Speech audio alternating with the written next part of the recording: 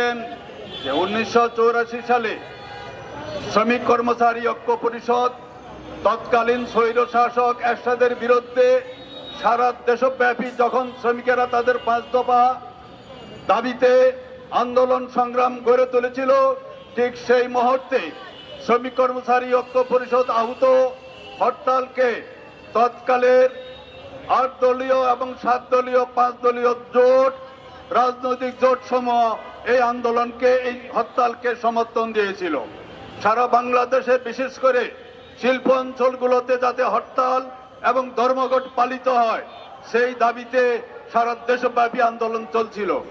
তাজুল ইসলাম আপনারা ইতিমধ্যে চলেছেন, তৎকালে বাংলাদেশ ট্রেড ইউনিয়ন কেন্দ্রের প্রচার সম্পাদক ছিলেন এবং আদমজীতে বদলি শ্রমিকের কাজ নিয়ে সেখানে শ্রমিক শ্রেণীর মুক্তির লক্ষ্যে, তাদের ন্যায্য দাবি আদায়ের লক্ষ্যে, তাদের অধিকার প্রতিষ্ঠার লক্ষ্যে, একটি শোষণমুক্ত সমাজ ব্যবস্থা কায়েমের লক্ষ্যে যে আদমজী নগরে বদলি শ্রমিকের চাকরি নিয়ে সেখানে যোগদান করেছিল এবং লড়াই সংগ্রাম চালিয়ে যাচ্ছিল।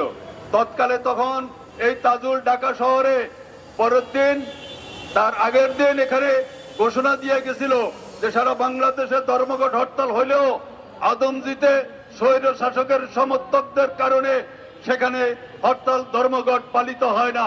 আজকে এখান থেকে চ্যালেঞ্জ করে গেলাম, আগামীকালকে ইনশাআল্লাহ সেখানে হরতাল সফলভাবে আমরা করব, এই প্রতিজ্ঞা নিয়ে আদমজীতে তাজুল গিয়েছিলেন এবং সেখানে বড় সমাবেশ করেছিল হরতালের পক্ষে। সমাবেশ থেকে মিছিল নিয়ে তখন বেরিয়েছিল তৎকালীন এরশাদ সরকারের বন্যা বাহিনী তাজুলের উপর এবং সমাবেশের উপর ঝাঁপিয়ে পড়ে নির্মমভাবে তাজুলকে রড দিয়ে পিটিয়ে মাথাকে ছিদ্র করে হত্যা করা হয়। সংগ্রামী সাথী বন্ধুগণ, সেই থেকে বাংলাদেশ ট্রেড ইউনিয়ন কেন্দ্র তাজুল দিবস ট্রেড ইউনিয়ন কেন্দ্রের সাংগঠনিক দিবস হিসাবে পালিত হচ্ছে। এইবারের তাজুল দিবসকে ট্রেড ইউনিয়ন কেন্দ্র দাবি দিবস হিসাবে ঘোষণা করে আমরা আজকে এখানে সমবেত হয়েছি। এই দাবি দিবসে আমাদের প্রধান বিষয় হলো, আপনারা জানেন সারা বাংলাদেশে শোষক শ্রেণী, বুর্জুয়া শ্রেণী আমাদের দেশের শ্রমিকদের উপর কিভাবে নির্যাতন করছে, তাদের ন্যায্য পাওনা বেতন বোনাস তারা কিছুই দিচ্ছে না, লক্ষ লক্ষ শ্রমিককে চাকরিচ্যুত করেছে।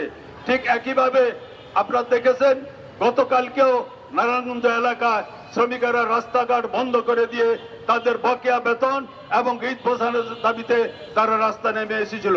তাই আমরা বাংলাদেশ ট্রেড ইউনিয়ন কেন্দ্র আগামী 20 রোজার পূর্বে সকল শিল্প কারখানায় শ্রমিকদের ঈদের বোনাস দেওয়ার জন্য এবং তাদের 1 মাসের সম পরিমাণ বেসিক মজুরি বোনাস হিসেবে দেওয়ার জন্য বাংলাদেশ ট্রেড ইউনিয়ন কেন্দ্র আজকের এই সমাবেশ থেকে আমরা দাবি জানাচ্ছি।